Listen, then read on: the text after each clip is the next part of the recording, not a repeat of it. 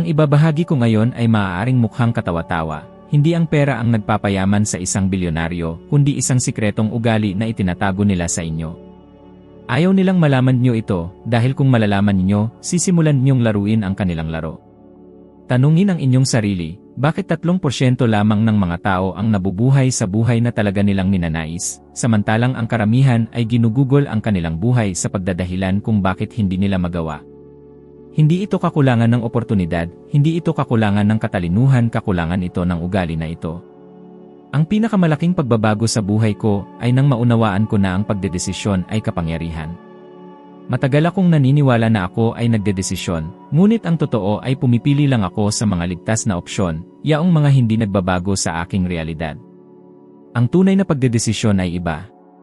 Karamihan sa mga tao ay ginugugol ang kanilang buhay sa pag-aakalang sila ay nagdedesisyon, ngunit pumipili lamang sila sa mga bagay na alam na nila, sa mga bagay na kayanan ng kanilang budget, sa mga bagay na walang panganib. At ito mismo ang dahilan kung bakit hindi kailanman nagbabago ang kanilang buhay. Malinaw na naaalala ko noong nagtatrabaho ako sa departamento ng bombero sa Toronto. Isang trabahong panatag, maliit ang sweldo, pero sapat para mabuhay. Wala akong mataas na pinag-aralan, wala akong pangarap sa hinaharap, at para maging tapat, hindi ako naniniwalang kaya kong gumawa ng higit pa. Hanggang isang araw na may isang aklat na napunta sa aking mga kamay at nagpaisip sa akin ng isang bagay na hindi ko pa naisip, paano kung magdesisyon akong magbago, kahit hindi ko alam kung paano. Doon ko iniwan ang aking panatag na trabaho at pumasok sa isang lugar na lubos na hindi ko kilala. Nagdesisyon akong magtayo ng kumpanya ng paglilinis. Wala akong alam sa negosyo, hindi ako nag-aral ng pamamahala, wala akong puhunan. Ang tangi ko lang ay isang malinaw at hindi mababawasang desisyon. At may isang napakagandang nangyari. Sa unang taon, ang kumpanyang iyon, na mukhang imposibleng umunlad, ay nagbigay sa akin ng mahigit $100,000. Huminto at mag-isip, paano kaya nakakakuha ng ganyang kita ang isang taong walang mataas na pinag-aralan, walang karanasan, walang koneksyon, at walang pera sa loob ng maiksing panahon?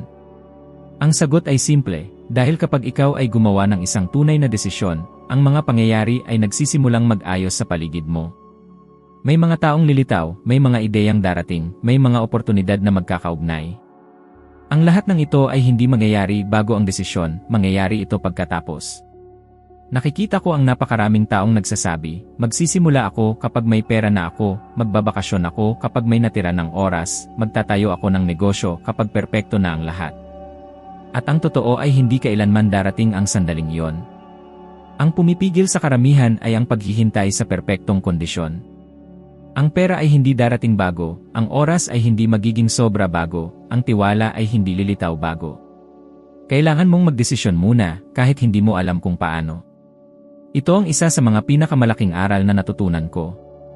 Habang naghihintay ako ng mga senyales, wala namang nagbabago. Ngunit sa sandaling ako ay magdesisyon, nagbago ang lahat.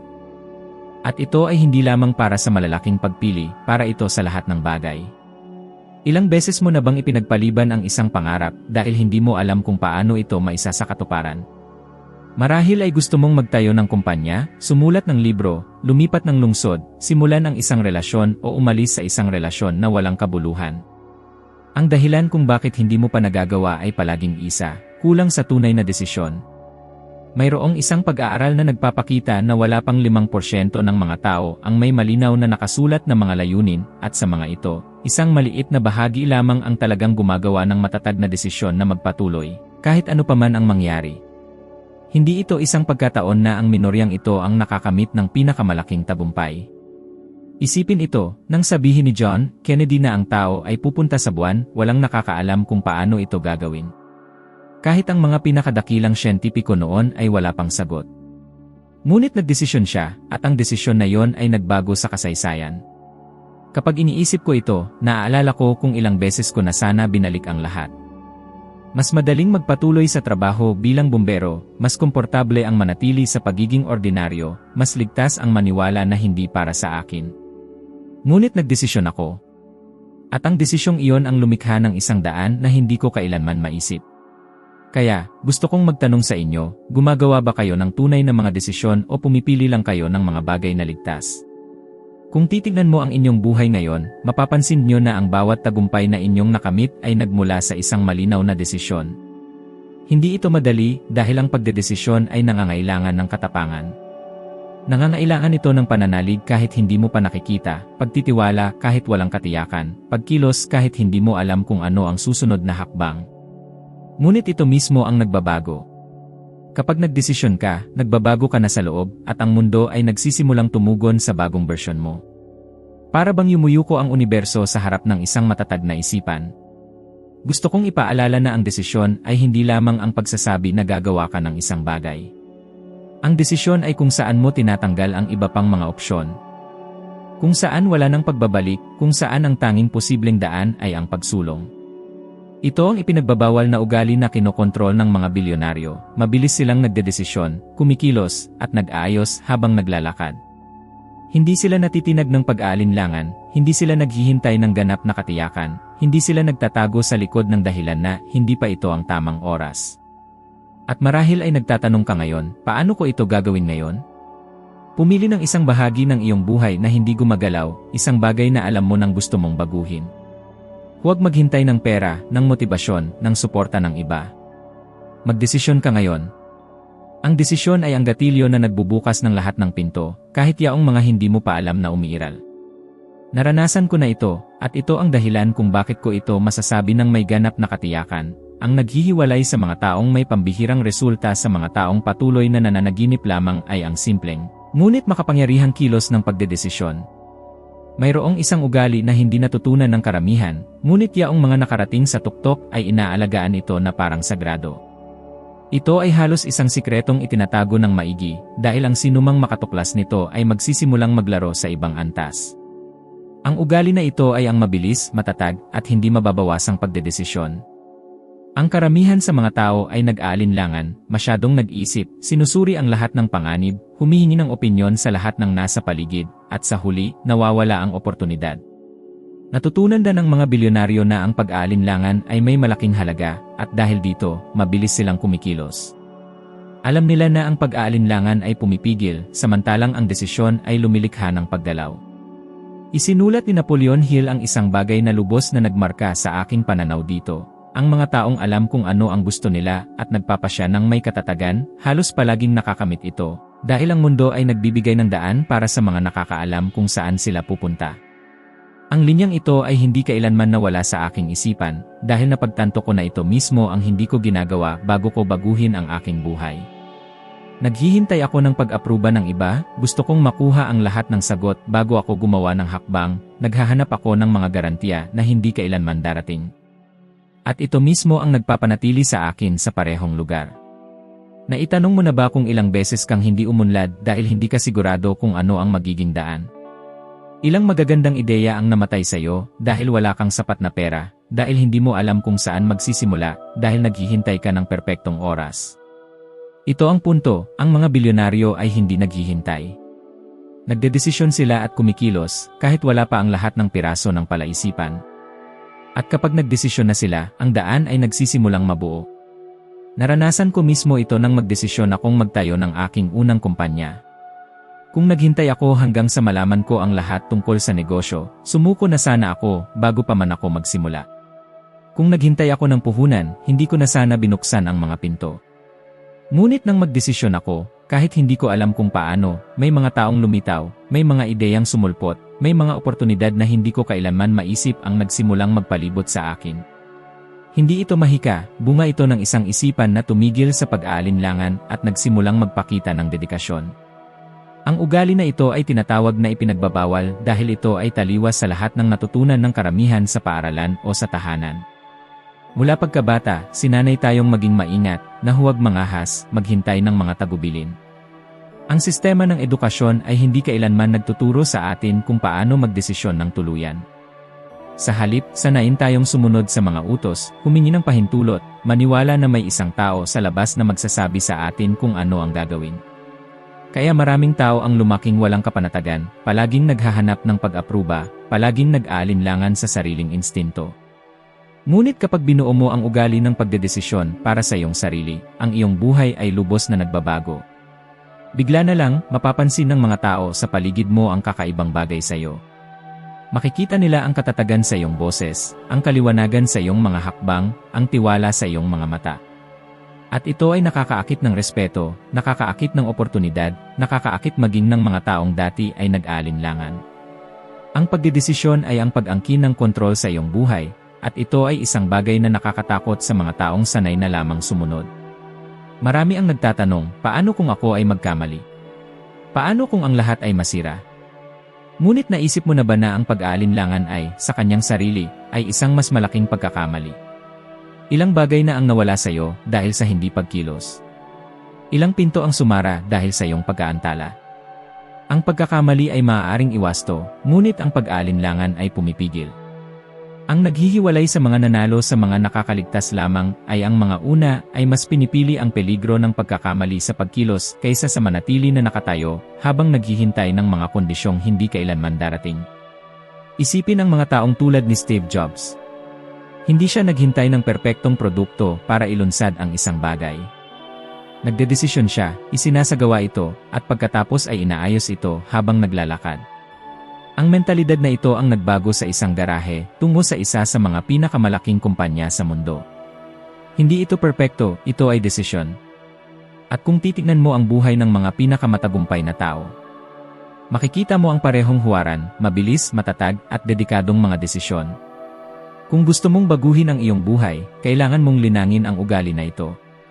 Simulan ng maliit kung kinakailangan, ngunit simulan. Magdesisyon ka ngayon nang hindi naghihintay ng katiyakan, kundi sa paniniwalang ito ang gusto mo. At kapag nadama mo ang bigat ng desisyong ito, mapapansin mo na ang lahat ay nagsisimulang gumalaw para sa iyo. Ito ang itinatago ng mga bilyonaryo, hindi dahil ito ay hindi maaabot, kundi dahil ang karamihan ay hindi nangangahas na maniwala na ang isang simpleng bagay ay maaaring maging susi sa isang pambihirang buhay. Ang lahat sa universo ay may tiyak na panginginig ng boses. Walang anumang nakatigil, wala talaga. Ito ay isang universal na batas, lahat ay gumagalaw, lahat ay patuloy na nanginginig. Ang hindi napapansin ng maraming tao ay tayo rin ay enerhiya na gumagalaw, at ang iniisip natin ay tumutukoy sa panginginig ng boses kung saan tayo nakasintonado. Para bang ang ating isipan ay isang istasyon ng radyo, kung ikaw ay nakasintonado sa isang mababang panginginig ng boses, makakatanggap ka lamang ng mga senyales mula sa saklaw na iyon. Kung magbabago ka sa isang mas mataas na panginginig ng boses, magsisimula kang makatanggap ng mga impormasyon, ideya, at oportunidad na hindi magagamit dati. Natutunan ko ito sa praktikal na paraan. May isang sandali na napagtanto ko na ang aking mga desisyon ay hindi dapat nakabatay lamang sa nakikita o nahahawakan ko. Kailangan kong baguhin ang nararamdaman at paniniwala ko sa loob dahil ito ang tumutukoy sa panginginig ng boses kung saan ako nanginginig. Para ito sa kapag ninanais mo ang kasaganaan, ngunit patuloy na iniisip ang kakulangan. Maaari mong sabihin na gusto mong kumita ng higit pa, ngunit kung ang iyong isipan ay patuloy na nakatuon sa mga utang na hindi nababayaran, sa mga utang, sa takot na mawala, ang iyong panginginig ng boses ay kakulangan. At ang resulta nito ay simple, makakakuha ka ng mas maraming kakulangan. Naalala ko noong nagsisimula pa lang akong magnegosyo. Wala akong ideya kung paano ako makakakuha ng mga kliyente, kung paano magpalawak, o kung paano makakalikha ng mga malalaking resulta. Ngunit nagdesisyon akong ilagay ang aking sarili sa panginginig ng boses ng kasaganaan. Sinimulan kong isipin ang aking sarili bilang isang taong matagumpay, isang taong nakamit na ang gusto ko. Pumipikit ako at iniisip ang aking sarili na pumapasok sa isang maunlad na opisina, nangunguna sa mga pangkat, naglalakbay sa buong mundo, tumatanggap ng malalaking tseke para sa aking trabaho. Hindi ko alam kung paano mangyayari ang lahat ng ito, ngunit alam kong kailangan kong hawakan ng mahigpit ang imaheng iyon. Unti-unti, may mga taong nagsimulang lumapit sa akin, may mga imbitasyon na sumulpot, may mga ideya na dati ay hindi ko naisip na lumitaw na parang bigla na lang sumulpot. Hindi ito aksidente, ito ay panginginig ng boses. Sinabi ni Albert Einstein na ang intuwisyon ay isang banal na regalo at nakalimutan na nating gamitin ito. Karamihan ay nabubuhay lamang sa kung ano ang nakikita, naririnig, at nahahawakan nila. Ngunit ang mga pinakamalaking tagumpay ay dumarating kapag ikaw ay nakakonekta sa mga hindi nakikita, kapag natutunan mong magtiwala sa hindi mo masukat gamit ang iyong mga pandama. Ipinakikita ito mismo ng siyensya. May mga pag-aaral na nagpapatunay na ang ating mga emosyon ay nakakaapekto sa paraan ng pagpoproseso ng impormasyon ng ating utak. Ang mga taong laging nababalisa at natatakot ay nahihirapang mag-isip ng mga malikhaing solusyon. Samantalang ang mga taong may tiwala sa sarili at puno ng pag-asa ay nakaka-access sa mga bahagi ng utak na may kinalaman sa pagbabago at pagdedesisyon. Hindi ito basta espiritualidad lamang, ito ay agham ng pag-ugali ng tao. Nang maunawaan ko na ang aking pag-iisip ay parang isang alon ng enerhiya na may dalang dalas na umaakit ng mga sitwasyong kaayon nito, napagtanto ko na nagbabago ang lahat. Para itong paglipat ng channel sa telebisyon. Kung nanonood ka ng negatibong balita, nasisipsip mo ang negatibong enerhiya. Pero kung magpalit ka ng channel at manood ng mga nakapagbibigay, inspirasyon at kaalaman, magbabago rin ang iyong enerhiya. At dahil dito, makakakita ka ng mga oportunidad na dati mong iniisip na imposible. Isang malinaw na halimbawa nito ay ang kwento ni Steve Jobs. Hindi niya alam kung paano niya gagawin ang lahat ng produktong nagpabago sa mundo. Pero may malinaw siyang imahinasyon sa isip, umiikot siya sa dalas ng pagbabago. Habang ang iba ay nakatingin sa mga bagay na umiiral na, siya ay nakatuon sa mga bagay na hindi pa nakikita. At ang dalas na ito ang kanyang gabay, hindi ang nakahandang landas. Isipin mo ngayon ang iyong sarili. Anong dalas ang iyong sinusundan? Pagkagising mo sa umaga, ang iyong isip ba ay puno ng pasasalamat o reklamo? Kapag iniisip mo ang kinabukasan, mga posibilidad ba o limitasyon ang iyong nakikita?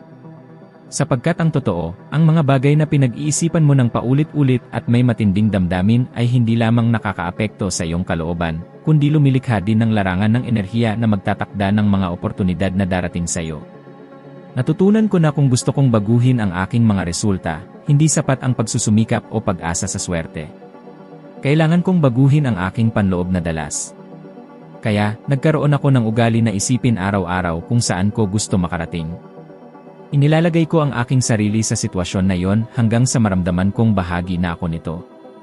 Ang gawaing ito ay nakatulong sa akin upang maengganyo ang mga kliyente, kasosyo at mga ideya na lubusang nagbago sa takbo ng aking buhay. Kung ikaw ay natigil sa mga resulta na ayaw mo, tingnan mo ang dalas na iyong kinakabit.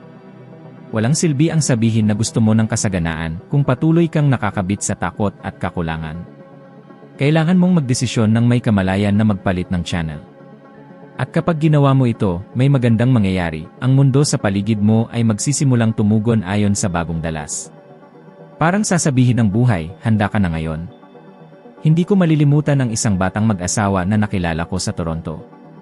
Masaya silang nagkukwentuhan tungkol sa kanilang pangarap na bumili ng kanilang unang bahay, ngunit sabay din nun ay may mabigat na ekspresyon sa kanilang mga mukha na para bang malayo pa ang pangarap na yon. Tinanong ko sila kung ano ang humahadlang at agad nilang sinabi, wala kaming pera.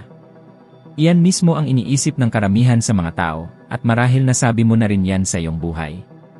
Ang paniniwalang kailangan muna ang pera bago simulan ang isang bagay ay isa sa mga malalaking kamalian na itinuro sa atin. Nang marinig ko ang sagot nila, sinabi ko ang isang bagay na nagpatigil sa kanila, hindi nyo kailangan ng pera para magdesisyon na bumili ng bahay, kailangan lamang ang inyong desisyon.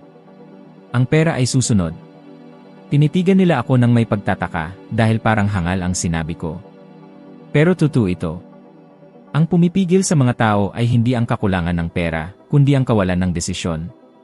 Para bang sinasabi nila, mabubuhay lang ako kapag may oras na ako, mangangarap lang ako kapag kaya ko na, kikilos lang ako kapag sigurado na ako. Pero ang buhay ay hindi nagbibigay nito ng libre. Isipin mo kung ilang beses mo na naantala ang isang mahalagang bagay. Siguro isang paglalakbay na matagal mo nang gustong gawin, pero naituloy dahil wala pa sa bank account. Siguro isang negosyo na gusto mong buksan, pero hindi natuloy dahil kulang sa puhunan. Siguro isang relasyon, dahil sa tingin mo ay hindi pa ang tamang panahon. At gaano katagal ka nang naghihintay sa perpektong pagkakataon na hindi naman darating? Iyan ang ikot na pumipigil sa karamihan. Natutunan ko at nakita ko ito sa maraming halimbawa na ang desisyon ang nagpapakilos sa mga mapagkukunan tungo sa iyo. Ang pera, ang oras, ang tamang tao, lahat ng ito ay lalabas lamang kapag ikaw ay nagpakita ng commitment. Ang mag-asawa na nakilala ko sa hotel ay hindi ito nakikita dahil nakatuon sila sa paniniwalang kailangan muna ang pera. Pero ang totoo, kapag nagdesisyon ka na, ang iyong isipan ay nagbabago ng dalas, at ang pagbabagong ito ang umaakit sa mga paraan na dati mong iniisip na wala. Hindi iba ito sa pagbili ng sasakyan. Naranasan mo na siguro ito. Habang nasa isip mo lang ito, wala namang nangyayari. Pero sa sandaling magdesisyon ka na, makikita mo ang sasakyan saan ka man tumingin, makakakita ka ng mga oportunidad, madaling paraan ng pagbabayad, mga ideya na dati ay wala sa iyong isipan. Ito ay hindi pagkakataon, ito ay ang pagbabago ng iyong isipan. Parang inayos ng realidad ang mga daan para matupad ang iyong ninanais. Pinatutunayan ng agham na totoo ito. Ipinakikita ng mga pag-aaral na kapag tayo ay nagdedesisyon ng may katiyakan, ang utak ay nag-activate ng isang sistema na tinatawag na reticular activating system. Ang mekanismo na ito ay parang isang filter na pumipili, sa gitna ng libo-libong impormasyon, ng mga bagay na may kinalaman sa iyong layunin. Ibig sabihin, ang mga oportunidad na naroon na, pero hindi mo napansin, ay magsisimulang mapansin ng iyong mata. Kaya natin nasasabi minsan na, parang ngayon lang nagsimula ang mga bagay na maganda, pagkatapos natin magpakita ng commitment. Naranasan ko mismo ito. Nang magdesisyon akong magtayo ng aking unang negosyo, hindi ko alam kung saan kukuha ng pera. Pero pagkatapos kong magdesisyon, may isang kliyente na nag-alok ng kontrata, isang kaibigan ang nagmungkahi ng gamit na hindi na ginagamit at pwede ko pang magamit, at unti-unti, nagsama-sama ang lahat ng kailangan ko. Wala sa mga ito ang mangyayari kung nanatili akong natigil sa paniniwalang kailangan ko munang maghintay sa tamang panahon. Ang gusto kong maunawaan mo ay hindi ang pera ang lumilikha ng desisyon, ang desisyon ang lumilikha ng pera.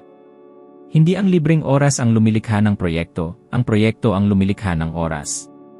Hindi ang suporta ang lumilikha ng tapang ang lumilikha ng suporta. Ito ang punto kung saan nabibigo ang karamihan dahil nalilito nila ang dahilan at bunga. Ngayon, itatanong ko sa iyo, ilan sa iyong mga pangarap ang nakakulong dahil sa paniniwala mong hindi pa ang tamang panahon? Ilang beses mo na sinabi sa iyong sarili na gagawin mo ito kapag sigurado ka na? At naisip mo ba na ang katiyakang iyan ay hindi na darating? Ang maaaring hindi mo napansin ay ang buhay ay naghihintay lamang ng isang bagay sa iyo, ang iyong desisyon. Kapag ito ay matatag, ang mga mapagkukunan ay darating. Kapag ito ay mahina, wala. Kaya ang pinakamalaking pagsubok sa buhay, sa pananalapi man o personal, ay hindi kung mayroon ka ng sapat na resources ngayon, kundi kung mayroon kang tapang na magdesisyon muna. Ito ang susi na magbubukas ng mga pintuang akala mo'y imposible. At marahil ito ang dahilan kung bakit mo ito naririnig ngayon, dahil sa isang bahagi ng iyong puso, alam mong oras na para magdesisyon, kahit hindi mo pa alam kung paano. Sa tuwing tinitingnan ko ang mga malalaking tagumpay ng sangkatauhan, napagtanto ko na lahat ng ito ay nagmula sa mga taong nagdesisyon muna at pagkatapos ay natuklasan ang paraan. Ang magkapatid na Wright ay walang manual kung paano gumawa ng eroplano, pero nagdesisyon silang lumipad kahit natawagin silang mga baliw. Si Sir Edmund Hillary ay hindi sigurado kung paano siya aakyat sa tuktok ng Everest, pero nagdesisyon siyang aakyatin ang pinakamataas na bundok sa mundo, at ang desisyong iyon ang nagtulak sa kanya upang maging unang taong nakarating sa tuktok. Ang pagkakatulad nila ay hindi kumpletong kaalaman, hindi ang walang hangganang resources, at hindi ang pagsang-ayon ng lahat. Ang nag-ugnay sa kanila ay ang matatag na paniniwala, ang matatag at hindi mababago na desisyon na magpatuloy kahit na may pag-aalinlangan. Naranasan ko rin ito nang umalis ako sa isang stable na trabaho, nang hindi alam kung ano ang mangyayari kinabukasan. Para sa marami, ito ay isang kabaliwan. Wala akong karanasan, walang diploma, walang seguridad sa pananalapi. Pero may malinaw akong imahinasyon sa isip ko na kaya kong maging higit pa sa kung ano ako, at iyon ang nagtulak sa akin. Sa simula, parang imposible. Hindi ko alam kung paano ako makakakuha ng mga kliyente, kung paano ko pamamahalaan ang negosyo, o kung paano ako makikipagkompetensya sa mga negosyo na matagal na. Pero sa tuwing gusto ko ng sumuko, naaalala ko ang desisyon ko. Ang desisyon ko ang naging angkla ko. Pinagpatuloy ko ang paglalakad kahit sa mga panahong mahirap, at sa mga panahong parang wala ng pag-asa, nagsimula nang dumating ang mga oportunidad. Ang nakakatuwa ay habang mas nagpapakita ka ng commitment, mas lumilitaw ang landas. Kapag ikaw ay naglakbay tungo sa isang bagay na mas malaki, makakakita ka ng resources na hindi mo napansin noon. Parang ginagantimpalaan ng buhay ang tapang. Marami ang naniniwala na kailangan nilang planuhin ang lahat bago magsimula, pero ang mga malalaking resulta ay nagmumula sa kawalan ng katiyakan. Walang nakakaalam kung paano gumawa ng eroplano hanggang sa gawin ito ng magkapatid na Wright. Walang nakakaalam kung paano akyat sa tuktok ng Everest hanggang sa magdesisyon si Hillary na subukan. At wala akong alam kung paano magtayo ng isang matagumpay na negosyo hanggang sa magpakita ako ng commitment. Ang pattern na ito ay paulit-ulit dahil may batas sa likod nito. Kapag nagdesisyon ka ng totoo, ang iyong isipan ay nagbabago ng estado. At sa bagong estado na ito, makakakuha ka ng mga ideya, tao at mga pangyayari na hindi mo nakikita noon. Ang desisyon ay parang susi na magbubukas ng mga pintuang akala mo'y wala. Pero habang naghihintay ka sa perpektong kondisyon, mananatiling nakasara ang lahat. Maraming tao ang nananatiling paralisado dahil sa takot na magkamali. Iniisip nila, paano kung mabigo ako? Paano kung hindi ito gumana? Pero ang totoo, ang kabiguan ay hindi ang kabaligtaran ng tagumpay, bahagi ito ng landas. Ang magkapatid na Wright ay paulit-ulit na nahulog bago sila nakalipad. Si Hillary ay naranasan din ang pagkabigo bago siya nakarating sa tuktok. At ako mismo ay nagkamali sa aking unang mga negosyo, pero ang bawat pagkakamali ay naglapit sa akin sa tamang resulta. Ang tunay na sumisira sa mga pangarap ay hindi ang pagkabigo, kundi ang pagsuko bago subukan. Tumingin ka sa paligid. Ilang tao ang kilala mo na laging nagrereklamo, nangangarap ng ibang buhay, pero hindi nagpapakita ng matatag na hakbang tungo sa kanilang gusto. Naghihintay sila na dumating ang tiwala, pero ang tiwala ay hindi dumarating bago ang desisyon, ito ay dumarating pagkatapos, kapag pinatunayan mo sa iyong sarili na kaya mo. Kaya ang mga taong naglakas loob na magdesisyon muna ay parang maswerte. Hindi ito swerte. Ito ay ang pagtugon ng buhay sa tapang. Natutunan ko na ang pagdedesisyon ay parang pagsindi ng kandila. Sa simula, ito ay isang maliit na sindi, pero kung poprotektahan mo ang sindi at pakakainin mo ito ng araw-araw na aksyon, ito ay magiging apoy na walang makakapapatay. At ang apoy na ito ang magpapanatili sa iyo sa mga panahong may pag-aalinlangan. Ang apoy na ito ang nagtulak sa akin na magpatuloy kahit na sinasabi ng lahat na nagkakamali ako nang umalis ako sa isang stable na trabaho. Ang apoy na ito ang nagdala kay Hillary sa tuktok ng Everest, kahit na malamig, pagod at hingal na siya. Ang apoy na ito ang nagpanatili sa magkapatid na Wright na tumayo pagkatapos ng bawat pagbagsak. Kaya, kung ngayon ay nararamdaman mong ang iyong mga pangarap ay napakalaki o imposibleng matupad, alamin mo na dapat lang na ganito ang maramdaman mo. Ang imposible ay hindi hadlang, ito ay isang hamon upang lumago.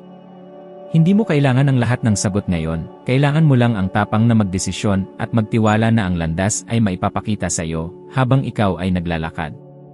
Sapagkat ito ang paraan kung paano laging nangyayari ang malalaking resulta, at ito ang paraan kung paano mababago ang iyong buhay simula sa sandaling pumili kang maniwala sa imposibilidad at magpatuloy. Kung may dapat mong tandaan sa araw na ito ay walang nagsisimula ng totoo hanggang sa ikaw ay magdesisyon ng matatag, malinaw at hindi mababago.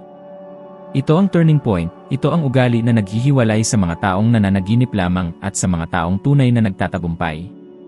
Kapag nagdesisyon ka na, ang landas ay magbubukas, kahit na hindi mo pa ito nakikita. Kung may naintindihan ka na sa mga napag-usapan natin, tandaan na ang susunod na hakbang ay nasa harap mo na. Ang video na nasa screen ngayon ay magdadala sa iyo ng mas malalim pa, parang pag-akyat sa isa pang baitang sa paglalakbay na ito tungo sa karunungan, tutulong sa iyo upang maging 1% na mas mahusay kaysa sa iyo ngayon. Salamat sa pakikinig. Kita-kits sa susunod na video.